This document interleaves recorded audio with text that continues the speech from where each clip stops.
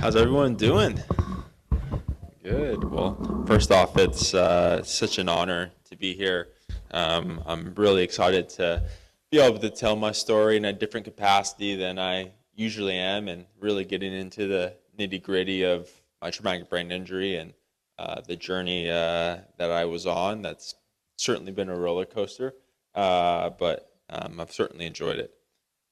And so a little agenda, how my TBI occurred slash kind of who I am, my new normal after my injury, and being a Paralympian, what the Paralympics are, and what it truly means to me.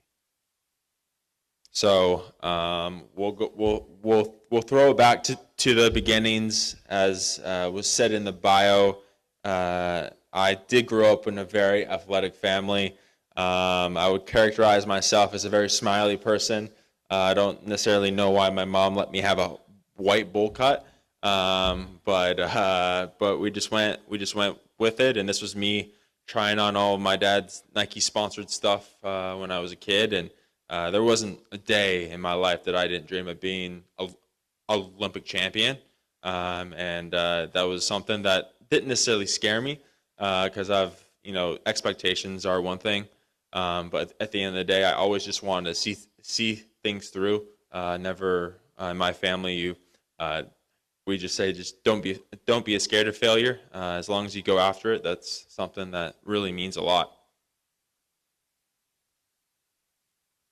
And so this is my three of the people that were very pivotal in my career, and they're also my family members. It's my dad on the very left. He was Olympian in the javelin for Team US in 1996.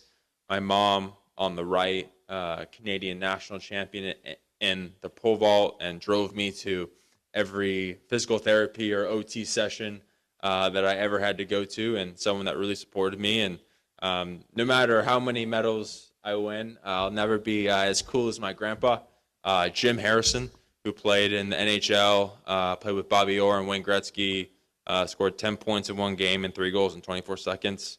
And so he's someone that I had the opportunity to run for both countries, U.S. or Canada, and just the pride he had for his fellow Canadians, the respect he had for them, has always been something that I admired to do and to be, and I certainly don't know where I'd be without that man.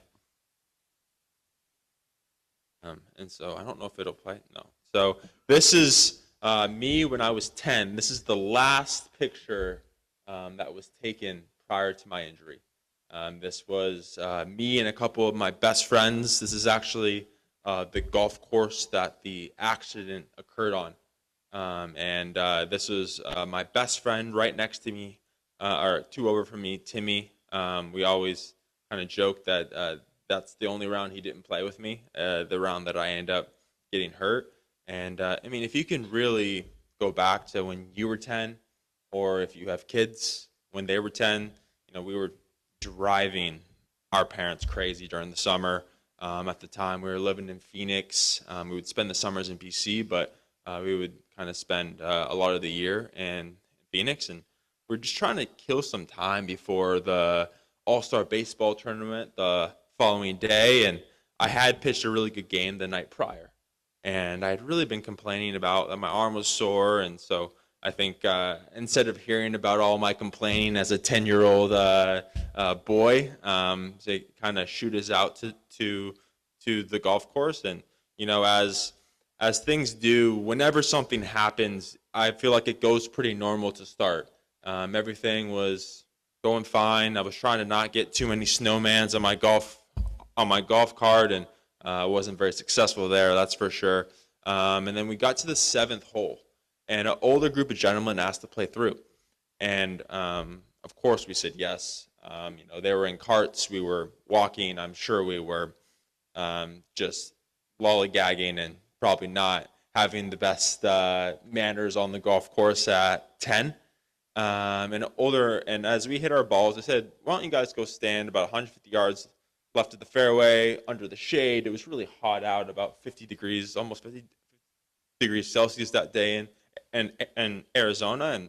And I still remember looking back as the gentlemen were about to hit their ball. And I don't know why this sticks in my memory, but I remember he had a SQ Nike driver. And I remember that because it sounded like a tin trash can when he hit it.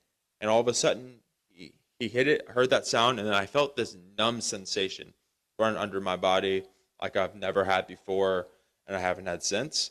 And my friend looked at me and said, Nate, he's got hit by a golf ball. And I was like, really?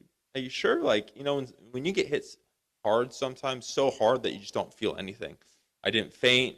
I was totally, I stood up, my right arm bolted down right away. I called my mom, and as I said earlier, I was complaining that my right arm was really sore from the previous day.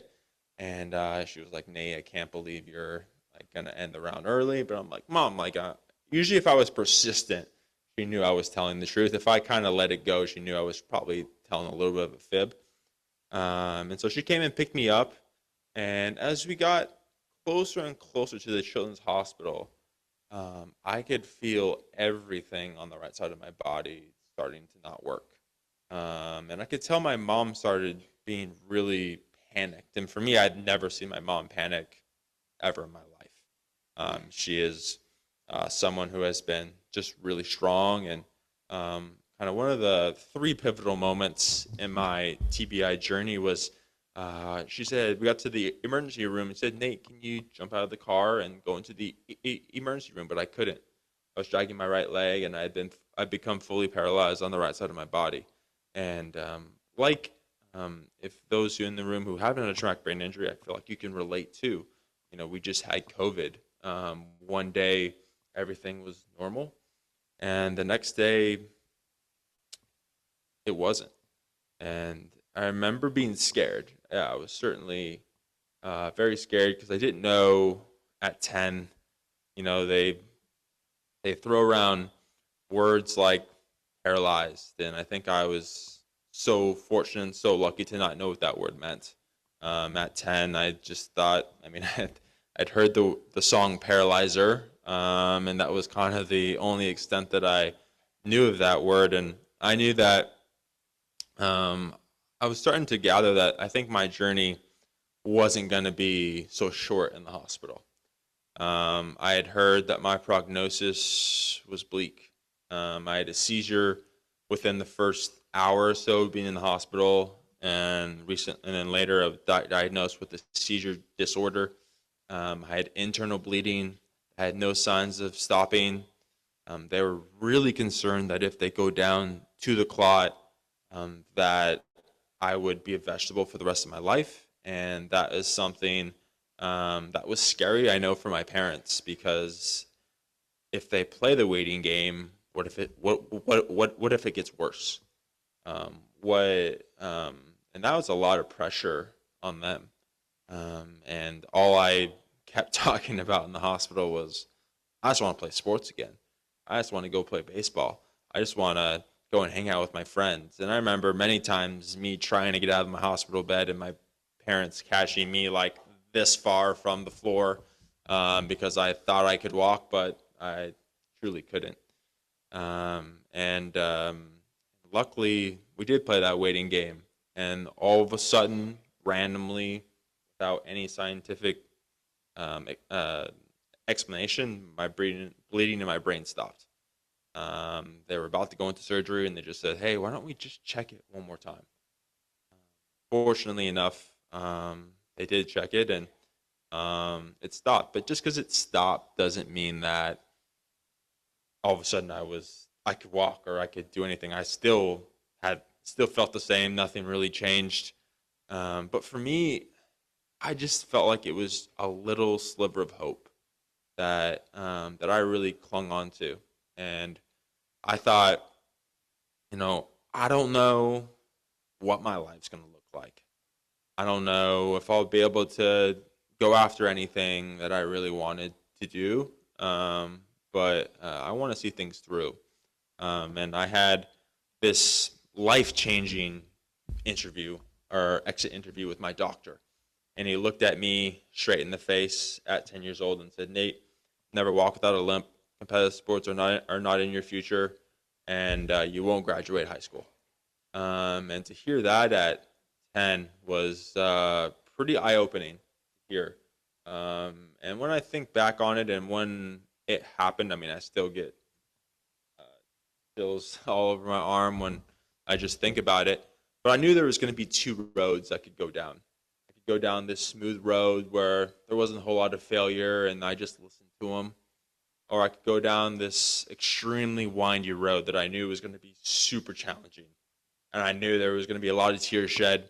I know there was going to be a lot of hard moments, and I knew that I had the family to push me. I think after a brain injury, there's two ways to go. Either kind of more the coddling route or more the pushing route. And I don't think there's a right one. And I think for me, with my personality, with my fieriness, anyone who knows me knows I'm definitely a bit fiery. And I wanted to prove that doctor wrong. And I don't think necessarily he was bad for saying that. I mean, he's probably responsible for a lot of my success because I'm someone that said, "Hey, I can't. You said I can't walk. Why don't I run?" And so I got out of the hospital on a Sunday, went to school on Monday, and I remember that night telling my mom, "I want to have a D1 scholarship. I want to run in the Olympics, and I want to become Olympic champion." And she said, "Nate, if you're serious, then we're going to have to push you." And I said, "I'm willing to do whatever it takes." And so I remember her looking at me Monday morning and said, "Nate, it's going to be tough." Like, I stuttered and stammered. I couldn't get any words out. I moved very different. My hand still doesn't work. My leg was really weak. She just said, you're going to have to you're going to get bullied. You're going to get made fun of. You're going to have migraines all the time. But you just have to stay in the fire. You cannot quit. Not all of a sudden be poor is me or woe is me. And it's, for those in the room who've had TBIs, that's very easy to fall in that lane. And for me, my story isn't a story of for me. It's not. I mean, everyone has those tough moments where all of a sudden something's thrown at you. And I mean, I certainly didn't get planned to get hit in the head by a golf ball when I was 10, but I'm sure there's so many things in our life that we don't plan for. And so for me, it was really important to carry on and keep going. And um, I still think the hardest thing I ever had to do was relearn how to walk. As you can see on the top left there, that's my PT helping me take those first steps. And as I just said, I look different. My throwing arm was the arm that got paralyzed, and that was baseball was my favorite thing to do. Absolutely favorite thing in the entire world. And I had to wear a red helmet when I pitched or played anywhere in the infield. I think I didn't need to stick out like a sore thumb anymore, but certainly the red helmet, the red hard helmet, definitely did that. And I had one goal. I knew that I wouldn't be an MLB baseball player, but I had some unfinished business when it came to baseball. I still wanted to make one last All-Star team in Phoenix, and like, I mean, half the time I would throw, the ball would come out of my hand because I couldn't grip it. And but I knew that there was a lot of failure that I had to really dig through if I wanted to run on the highest of stages. And I still remember one of the hardest things is I characterize traumatic brain injuries as invisible disabilities. It's similar to mental health in the sense of you can be going through some really hard things, but no one truly knows what you're going through. And in 2005, at 10 years old, I mean, I was, I think, confused why my classmates didn't know what I had just been through, but they had no reason to know what I was going through. And I'd never met anyone with a traumatic brain injury growing up. I just knew I was different. I just knew that I stuttered and stammered through. I knew I was really quiet all of a sudden. Before my injury, I had a pretty boisterous personality for sure. And I remember my teachers being really concerned about me because I just didn't talk. or I refused to read out loud in class because I knew I would just stutter and stammer and then probably start crying right after that. And so my new normal was challenging for sure. Um, and yeah, I didn't know if I would run. I didn't know if I would accomplish these things, but like I said earlier, I really wanted to see it through. That was really important to me. And this is my siblings, and as part of that, my mom saying, Nate, we're really going to challenge you. They decided to cast my left arm. I did not break it. They decided to cast my left arm so that I would use my right arm more. And to, I can barely open my hand now. And back then, I can't even imagine. I mean, I dropped my lunch every day. I, had to kind of learn how to write with my right hand, which, my left hand handwriting horrible, right hand is horrible. So they were definitely doing me no favors there. But that was one of the ways that my parents challenged me. And they said our biggest motto was if you don't use it, you lose it. And so that was something that we really I really hung on to, and running was a thing that I hated so much starting. I was talking with Tammy last night, and I actually the only form of running I did before my injury was I could not ride a bike because I kept running into trash cans, and yeah, I was not talented in the cycling way, but instead of I still want to hang out with my friends, so I would run next to them as they would bike. And it's funny now, like physiologists tell me that that's probably why I'm an okay runner now because I just got like unstructured running in from a really young age. But so I remember when them telling me that I had to start running, I was like, you are out of your mind if you think I'm running. And then all of a sudden they're like, Nate, every 800 meters you complete, you get a popsicle stick. And at the end of the year, we're going to count out those popsicle sticks. And the person who gets the most popsicle sticks gets an award. And I was like, all right, like, you're talking my language now. Like anything competition, I'm ready to go. And I remember going to practice, like trying to walk home from practice, just so tired. Like I would give it for 30 minutes, just give it, just absolutely like diving over the line, like just trying to find that edge. And I think that was one thing that my traumatic brain injury did help me is that this probably isn't true and it's not true, but I felt like anybody who I raced, I could go to the pain cave longer and way deeper than anyone else could that I would ever race, and I really relied on that. And I think I don't know how the others feel in the room, but I think there was a darkness aspect of my injury. I was someone that was very intense, and now I see it as a positive thing. But when you're going through it, it's so hard to see it as a positive thing. I never saw it as a positive thing when I was going through it. I wanted to help others, but I was struggling with my own for sure. And like I talked about, my biggest insecurity, I would say, when it comes to my injury is my speech. I did speech therapy for like 14 years, I think it was, because I just, when I would get nervous, I would just stutter and couldn't get anything out, and then I would get stuck on that word, and then I would turn red. And as we all can relate, 7th, 8th grade is not necessarily the best time to look a little different and talk a little different and be different.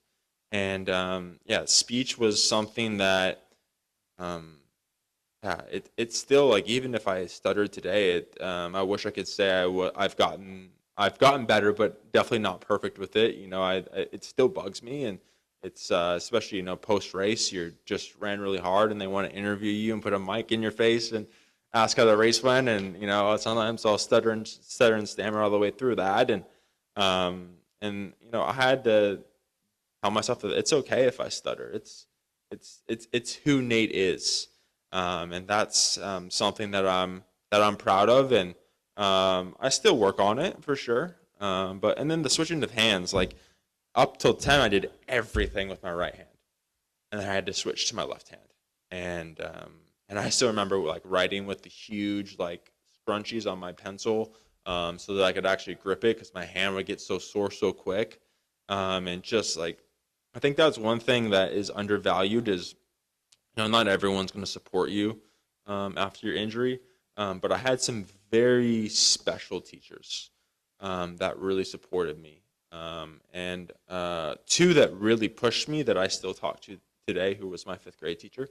And I remember, I remember how tired she could see me being, but how much she pushed me because she thought I could run at a really high level. And one teacher who taught me how to be organized, who didn't treat me any different from any of my other classmates. And I think that's one thing that I found really tough after my injury is that whenever we would do any test taking, whenever we would do any form of like writing, they would take me out of the class and put me in a separate classroom.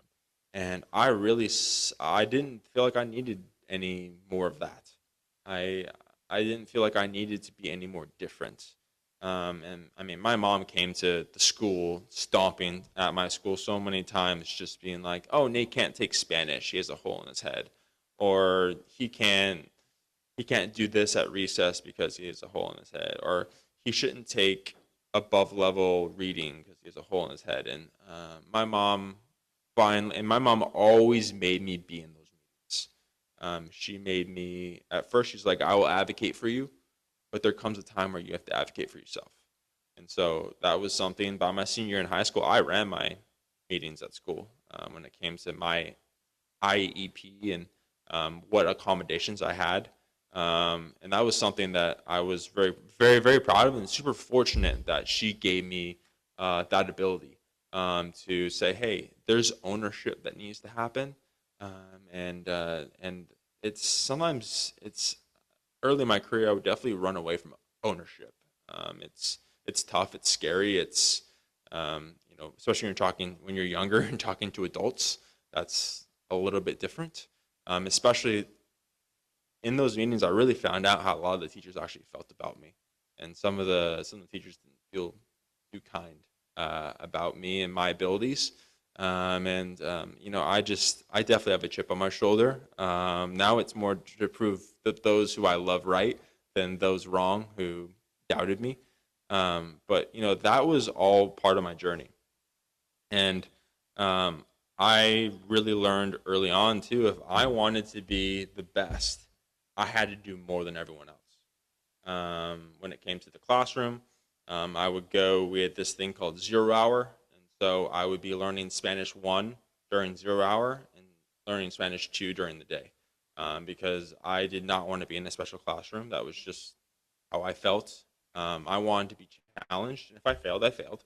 And then when it came to running, I woke up every morning at 6:30 in the morning and did an hour of formal and stretching and activating. And every night before I went to bed, I did an hour of formal stretching and activating because I couldn't recover like all the able-bodied athletes. And at that point in my career, I refused to run against Paralympic athletes because I didn't understand what the Paralympic movement was at that time. And I think at that point I wanted to be quote unquote normal. And I didn't know. I don't didn't know what that word meant at that time. And so I wanted to kick those able-bodied athletes' butts as much as I could. And so that meant recovery boots. That meant being in the pool for recovery. And I was super lucky and super fortunate to have a great high school career where I finished second place in the state of Georgia in cross country, and I really wanted to take it to them. And then I had so many aspirations, as we all do going to college. My dad was NCAA record holder in the javelin. My mom was a part of the first female wave of women pole vaulters, and they were both at the national meet. And I was like, I'll go to the national meet my first year. Next 3 years, I'll go and try and win a national title. And I didn't make the regional meet once, and that was really humbling. And that's kind of when my brain started to think about the Paralympic movement. Like, is there a spot for me in the Paralympics? I want to make a difference. I didn't know if it was running. I knew that there was kids like me who had traumatic brain injuries that maybe quit their sport because um, they weren't having the success that they wanted or it wasn't coming as quickly. And I really wanted to tell my story just simply because I wanted them not to give up on those dreams or those goals because I think um, a traumatic brain injury can really stop you in your tracks, and you can really doubt yourself. And I certainly doubted myself, and I can probably say that I've failed way more times than I would like to admit. I've finished last place in a race over 20 times, and I've finished last place in a race before the Paralympics.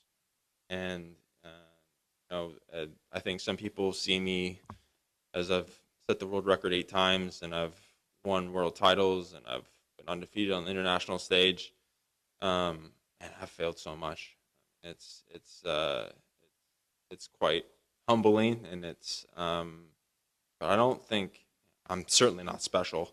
I'm someone who just really wanted to work hard and wanted to earn it and earn it on my own stripes.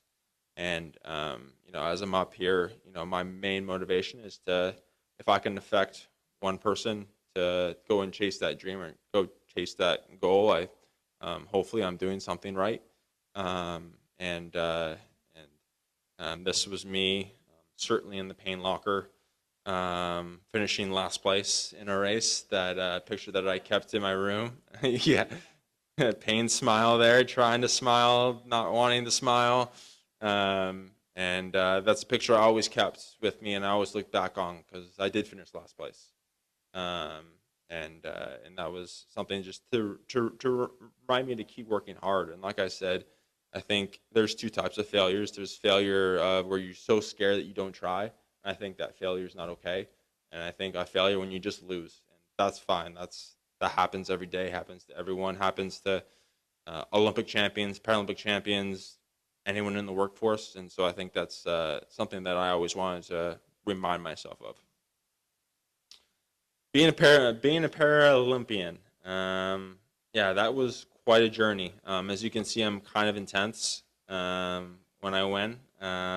I always am telling myself to not scream before the line, and something just I don't know just takes over me, and I decided to scream quite a bit there. And I think when people think of the Paralympics, they think para means paraplegic or something like that. But actually, para means side, when the Greek term, and it really what the Paralympics meant it to be is to be parallel to the Olympics, and that's something that I don't think a lot of people know. And for me, that was the first time in my life that I felt and I saw people like with this swagger, but with a disability. And I didn't know you could be like that. I definitely didn't have that swagger. That's for sure. And I saw people with one leg. I saw people with one arm loss, with no vision, on the spectrum, intellectual disability, in wheelchairs, and just swagger they had, and just they're like, hey, this is me, and this is who I am, and I'm owning it. And I thought that was so cool. Um, that was something that I really, really wanted. And these are some of the different classifications you can see. This is Marissa Paps, medalist on the Canada side. She's a single leg amputee. David Johnson, who's vision impaired. I think he said he has 3% vision. It's like seeing through two straws. And he's one of my teammates, actually. He's very funny, very great follow on TikTok. If anyone has TikTok, he's very funny. And then me, and then Austin Smeek, who just set the world record yesterday, is a wheelchair athlete from Ontario. And so these are the different classifications that you will see, as well as intellectual disability. And the Paralympics has changed my life. I went from a kid who would hide my disability. And all my teammates in college like barely knew I got hit by a golf ball, and that I had a traumatic brain injury because I refused to show it. I thought it was a sign of weakness. I thought it was that's not what you do. I thought that that you had to hide it. That if I wanted to be cool or normal, that I didn't deserve to show that side of me. And the Paralympics has taught me that I am who I am, and I need to show that. I need to own it. I need to hopefully inspire the next generation of Paralympic athletes. One story that is still the greatest moment of my entire career.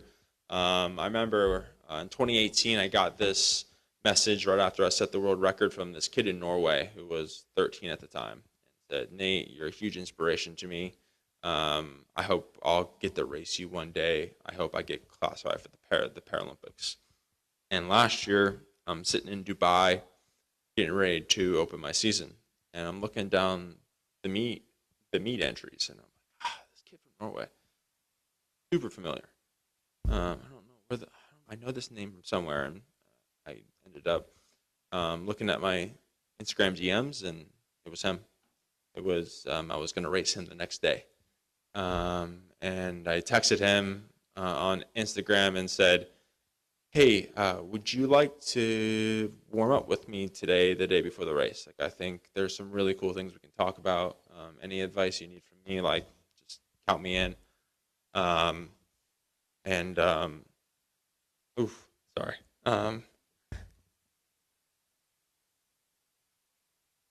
And then the next day we raced, and well, I didn't expect that to happen.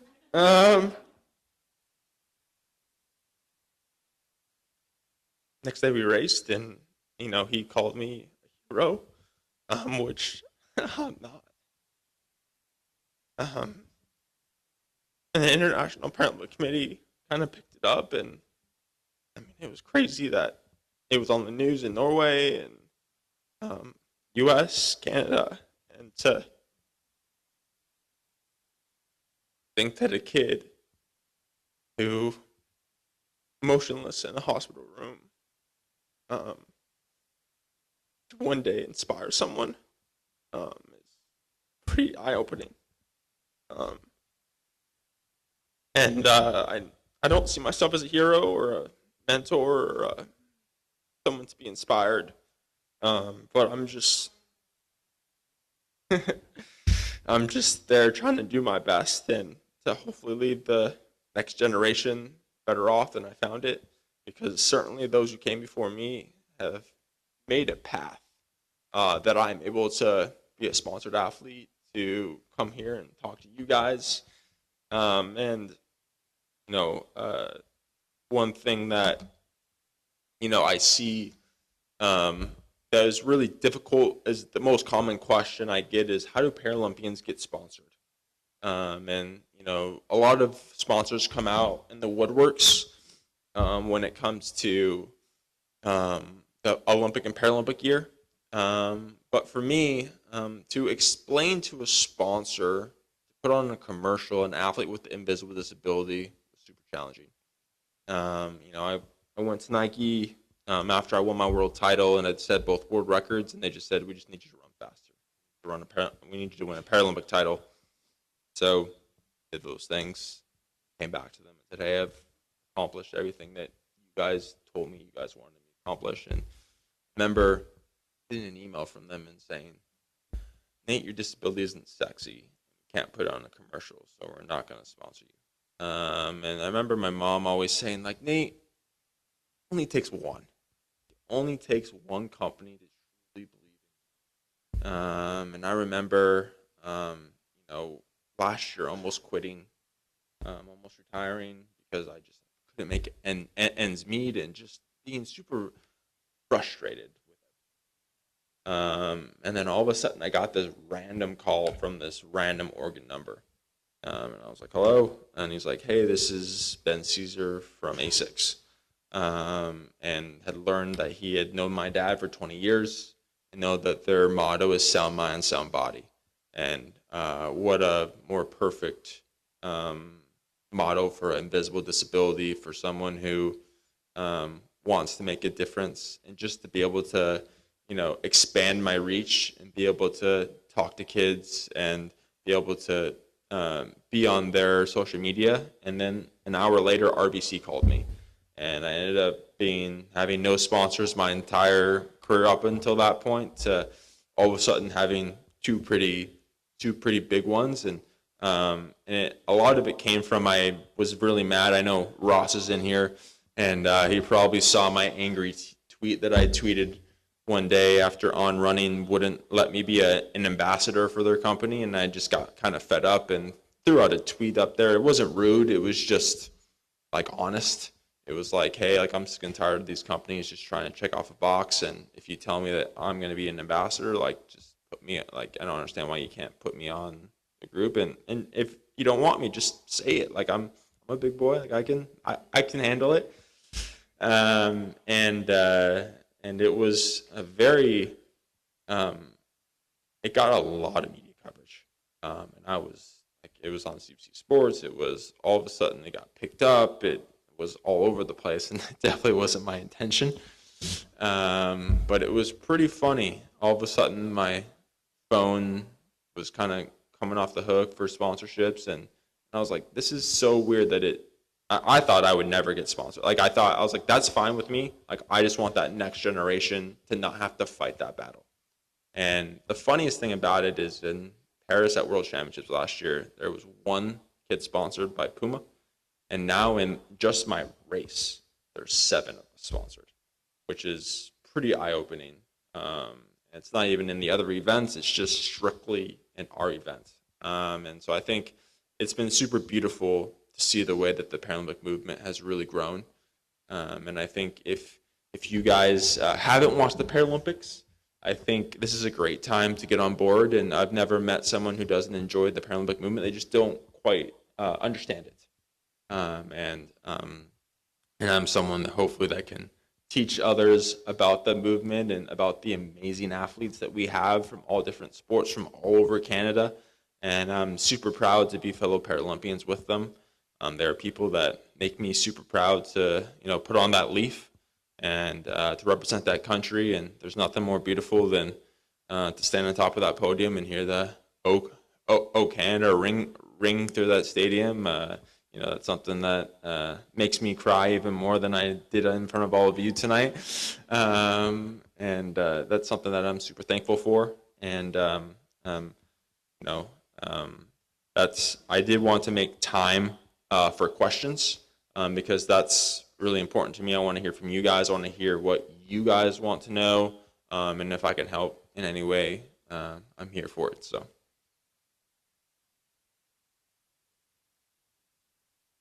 is it up here? Right here?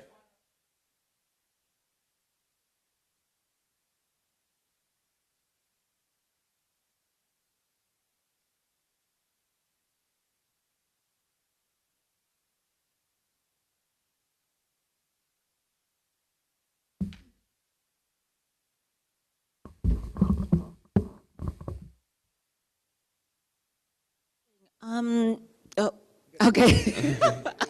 Okay.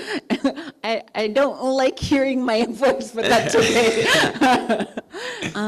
So I was wondering because I do competitive cycling. Just my experience, fatigue is a lot harder. I don't know if you have the same difficulties, but because of that, your routine, does it have to have structure or something different than I guess you had an injury 10 years old, but just your way of training is different? No, that's a great question. Even if you look at it compared to an Olympian, I have so much more rest in my program. We always say, like, you can't get faster unless you don't recover from the sessions, and the sessions are pointless if you can't recover from them. And it is frustrating, right? Like, it is like, as an athlete, you think of, like, the more faster I run, the farther I cycle, the better I get. And so sometimes we always say, sometimes you got to take, to take 2 steps forward, you have to take 1 step back. And so for me, like the way I look at if I give you a look at my week, Monday's always off. Tuesday, Wednesday are hard. Thursday's a swim. Friday is hard, Saturday is hard, and then usually Sunday's a swim. And so you just have to find ways that I've trialed and erred a lot. And the funniest thing is like the time I set my world record where I ran 3:47 and 1500 was that, I mean, I had swam, I had cross trained, I didn't finish my last workout. And so I think sometimes when you get rest, you actually get faster. You get your endurance builds. And so I think that's just something to remember, that recovery is pretty important. Okay, thank you.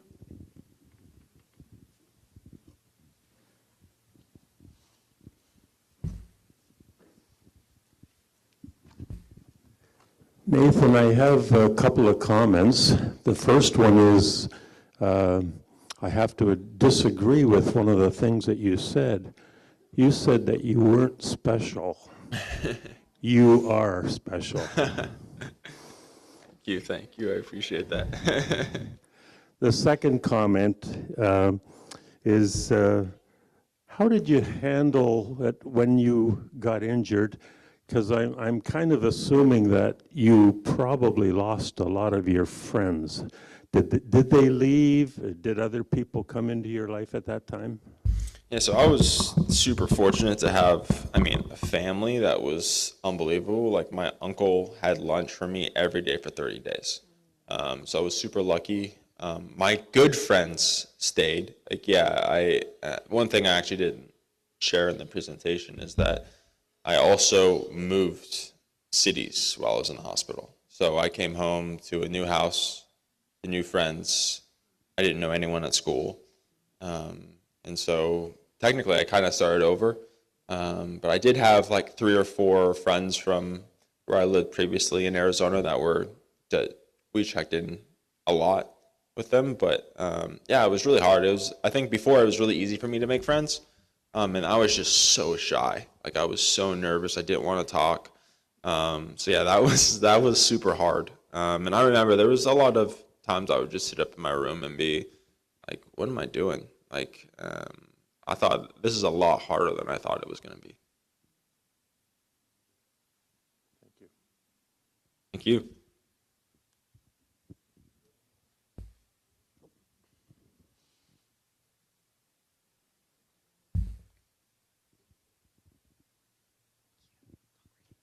Hi. So I heard you say that you had a lot of support from your family and some good friends, and that made a big difference, the family and support you have, or had and have. Anyway, my question to you is, do you have any advice or suggestions for maybe people who are navigating this more on their own and might not have those kinds of supports in their life? Yeah, I think I guess the biggest thing for me is that I think you just have to be really diligent and really, for me, in college, I still had that support for sure, but like didn't have access to kind of any of them, and I was so far away, and I felt very alone during that time in my career, and so I was very diligent with the schedule. Like I had my notebook, I had a check sheet. Am I doing everything I need to every day?